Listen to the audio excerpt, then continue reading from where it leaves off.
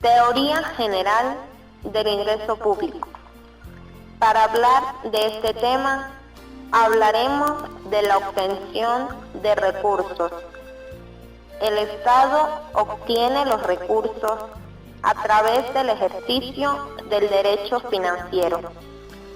La concepción moderna de la hacienda pública hace que el Estado no solo tenga una proyección hacia un fin fiscal, sino que también busca otros elementos como el fin funcionalista. La propia ley determina cuáles son los pasos o mecanismos a través de los cuales el Estado puede obtener recursos, los cuales los administra, y siempre la erogación o la salida de dinero va a ser en función a satisfacer los intereses o las necesidades colectivas. De acuerdo a la conceptualización del doctor Edgar José Moya Millán, tenemos que los ingresos públicos son los recursos que obtiene el Estado de forma coactiva o voluntaria de la economía de los particulares y del uso de sus bienes para satisfacer necesidades colectivas. El Estado obtiene los recursos de dos formas: de forma coactiva y de forma voluntaria. De acuerdo a la realidad práctica, se incluye un elemento que se conoce como la coerción. En este sentido, surge una diferencia entre la coacción y la coerción. La coacción es el empleo de la fuerza de la ley por disposición de la propia norma. Un ejemplo de ello es cuando adquirimos una computadora o un teléfono celular. Por la enajenación de este bien, nosotros pagamos un impuesto, el cual es denominado impuesto al valor agregado. Al contrario de ello, la coerción es cuando se viola el orden jurídico. Por ejemplo, cuando no se factura una compra y se entrega un bien. De este modo no cancelamos el impuesto al valor agregado, es decir, que estamos alterando el orden jurídico. El elemento voluntario se relaciona con la manifestación de la voluntad de la persona.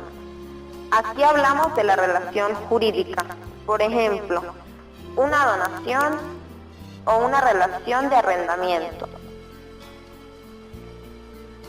Características del ingreso público.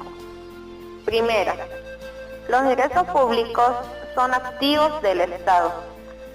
Segunda, los ingresos públicos pueden ser percibidos por cualquier institución del Estado, autorizada para tal fin, en función al alcance de su competencia.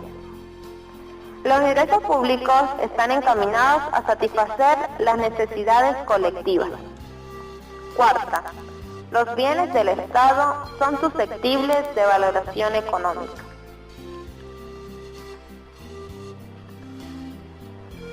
Principio rector en materia a la teoría general del ingreso público, el cual es el principio de legalidad tributaria, establecido en el artículo 317 de la Constitución de la República Bolivariana de Venezuela.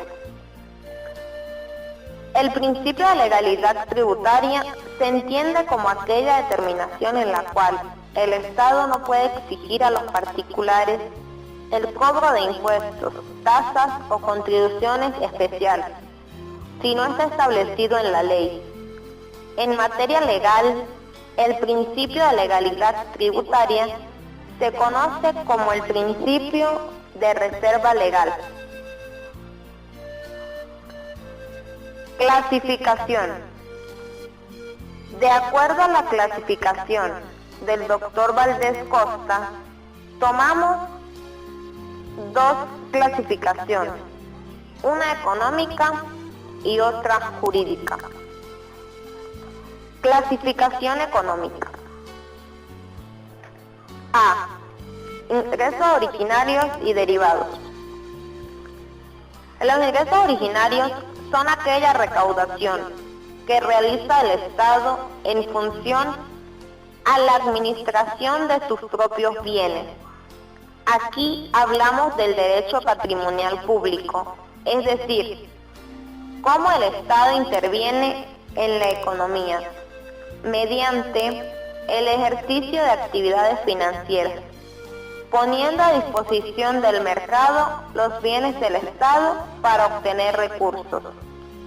Por ejemplo, el Metro de Caracas y el Teleférico de Mérida. En estos casos se cancela una tasa para obtener recursos. Los ingresos derivados son aquellos que el Estado obtiene a través de la coacción, en función de la ley. Aquí nos referimos al derecho tributario, es decir, al pago de impuestos, tasas y contribuciones especiales. Ordinarios y extraordinarios. Los ingresos ordinarios son los que percibe el Estado de manera periódica, habitual o constante, como el impuesto sobre la renta, impuesto al valor agregado y la renta petrolera. Los ingresos extraordinarios son los que percibe el Estado de manera no habitual, por ejemplo, un excedente por la subida del petróleo. Reales y nominales. Los ingresos reales son aquellos que aumentan efectivamente el activo del Estado, sin aumentar correlativamente su pasivo. Por ejemplo, hubo una subida de la renta petrolera y se toma este excedente para aumentar las reservas del Estado. Los ingresos nominales o nominativos son aquellos que aumentan el activo y paralelamente aumentan su pasivo. Aquí se habla del derecho a la deuda pública. Corrientes y de capital. Esta clasificación es la que adopta la Organización de las Naciones Unidas y Venezuela es la que aplica mediante la Oficina Nacional de Presupuesto. Los ingresos de capital están relacionados mediante tres elementos: transferencias de capital, préstamos e impuestos sobre capital. Los ingresos corrientes son los que percibe el Estado por la circulación de los bienes. Aquí se incluye el impuesto sobre la renta, el impuesto al débito bancario y los excedentes de la renta petrolera. Clasificación jurídica. De acuerdo a la definición del doctor Valdés Costa, el entendimiento de la clasificación jurídica del ingreso público atiende a un elemento fundamental y es la relación. La misma puede ser intergubernamental, es decir, Estado con Estado, o una relación con personas jurídicas del derecho privado o entes públicos asimilados. En ambos casos se debe determinar si existe voluntad unilateral o concurso de voluntad. La voluntad unilateral se impone directamente por orden de la propia ley, a diferencia del concurso de voluntad, el cual es cuando, según disposiciones de la ley, debe existir un acuerdo en ambas partes. Se puede concluir que los ingresos públicos son las entradas de dinero a la tesorería del Estado para el cumplimiento de sus fines, cualquiera que sea su naturaleza, económica o jurídica.